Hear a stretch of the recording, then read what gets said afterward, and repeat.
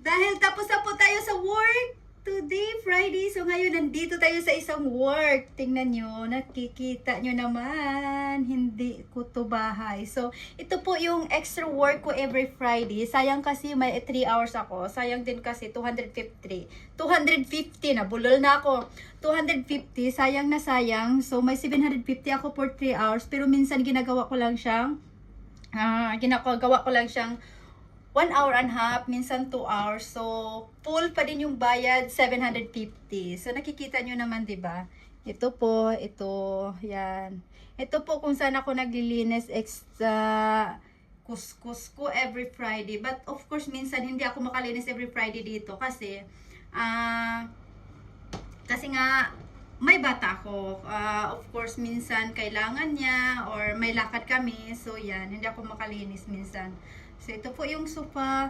Grabe pong kalat dito. Ipapakita ko sa inyo. Ito po yung table. Yung table, ganyan talaga yan. Maraming mga lagay-lagay dyan. Yung kitchen, yan. Nag-lights yung, kasi nagluto ako. Nagutom kasi ako. So, nagluto ako. Bumili ako ng rice sa tindahan. Every Friday, pag maglinis talaga ako dito, minsan, bumibili talaga ako ng rice sa tindahan at nagluluto ako dito kasi hindi ko kayang maghintay sa bahay. So, today ayaw ko sanang maglinis kasi yung anak ko nasa bahay lang. Nung Wednesday kasi, may activity siya sa school. So, doon kami sa Wednesday, late na kami nauwi. So, kahapon may meeting din ako sa trabaho, late din ako nauwi. So, ngayon, ayaw ko sanang mag-late mauwi. Pero, pinaintindi ko sa anak ko na sayang kasi, sayang yung 750, diba? Nasasayangan talaga ako. Ako kasi pag may pagkakataon na magtrabaho, mag-extra work, talagang kinukuha ko talaga. As soon as hindi naman ako nagkakasakit, as soon as okay naman yung katawan ko, kinukuha ko talaga. So, ito po yung mga lilinisin ko, pero yan, dyan lang yan kasi ayaw kong mawala yung mga gamit niya. Hindi ko yan kinukuha. Yung floor lang talaga nililinis ko dito. Tapos, yung mga plates, yung mga nagwash ako ng mga damit niya, tapos yung mga dusting, yun lang talaga ang kinukuha ko dito. Tapos tinatidy up ko lang yung mga gamit niya, yun lang. Pero today, since sabi ko sa kanya, gusto mo ba na mag-extra work ako more? Gusto mo ba na mag-work pa ako mga 5 hours? Pwede kong linisin yung mga kabinet mo, yung malalagyan ng damit kasi sobrang kalat. Of course, gusto kong maglinis ng matagal kasi sayang yung pera, 'di ba? Sayang na sayang, kaya gustong-gusto ko talagang maglinis pa ng matagal. Kaya sabi ko sa kanya, kung gusto mo, maglinis ako ng more 2 to 3 hours. Ilinisan ko yung cabinet mo ng mga damit, yung cabinet ng mga wine mo. Sabi ko sa kanya.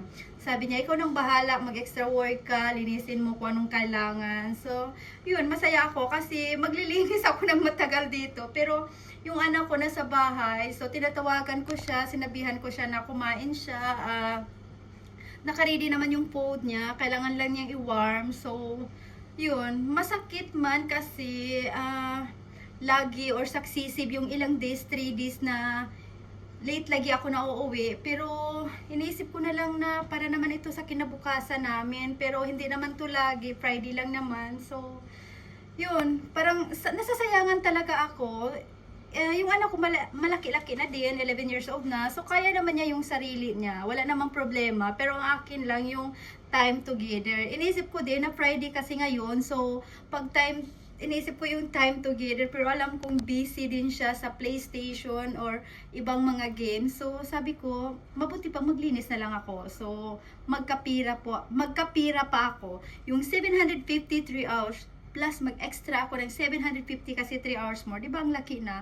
Nasasayangan talaga ako. Kaya, grabe po ako ng pera. Hanggat meron trabaho, kinukuha ko talaga. So, as soon as hindi naman sa mga activities ng anak ko, pero pag meron siyang mga activities sa school, mga training niya, tapos meron akong trabaho, talagang kinakat ko or pina-priority ko yung mga activities niya or sa school niya. Pag merong mga, kahit meron akong trabaho, pina-priority ko talaga yung mga sa anak ko. Pero dahil Friday naman at It's time to relax. So sabi ko, ayaw ko i-relax yung katawan ko kasi sayang yung pera. Sayang na sayang. Kaya nandito ako ngayon naglilinis. Tingnan nyo, ang daming kalat! So yan, sobrang kalat itong bahay na to. Pero, yan. Kailangan ko lang i-tidy up konti.